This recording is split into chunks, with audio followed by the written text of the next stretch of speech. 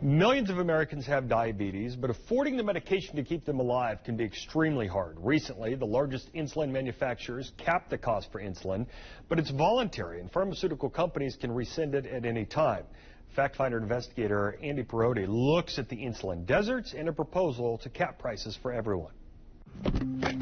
Okay, in this bottom drawer is all the medications I take for everything. Charlene Davis shows us a drawer full of drugs to keep her alive. High blood pressure, high cholesterol, heart failure.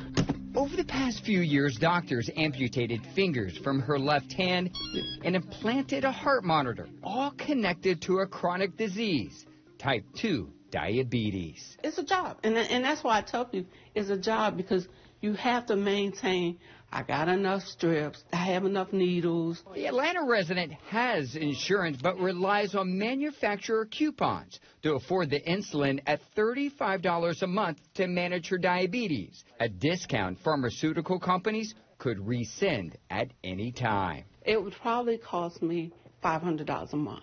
It would be hard. We don't have a lot now, but we really wouldn't have anything at that point.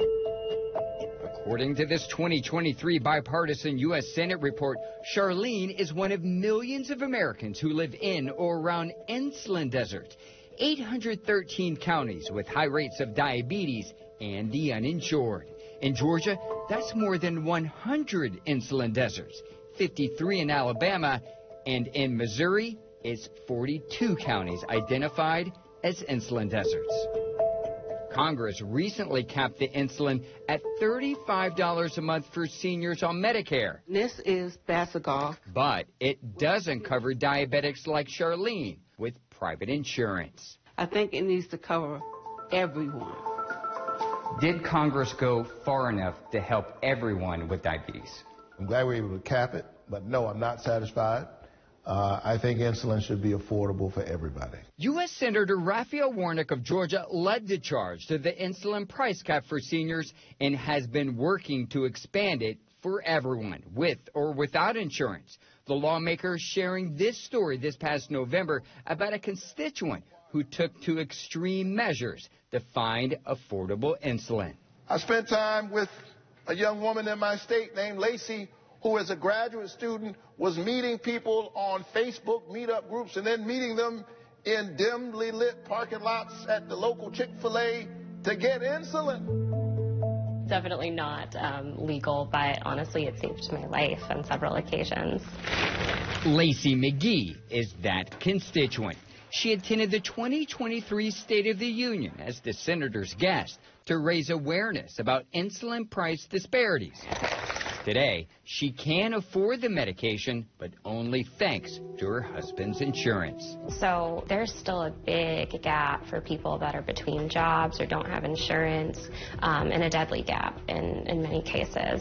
These are the kinds of stories that I've heard in my state, across the country, and I'm glad that we're on the path to doing something about it. Congress feels like it's perpetually in gridlock. Do you think you can get this over the finish line? I think so.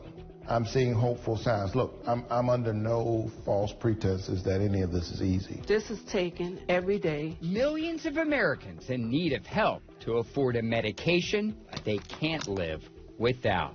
What would be your message to Congress? You need to think about the little people and how it affects them and the impact that it has not only on their pockets, but on their health.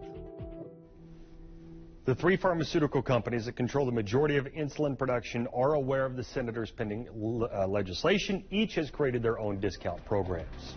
All right, if you have a story, we want to hear from you. Call us, email us is the best way. Investigators at the address you see here on your screen. We will look into any of your issues for the next Factfinder Investigates.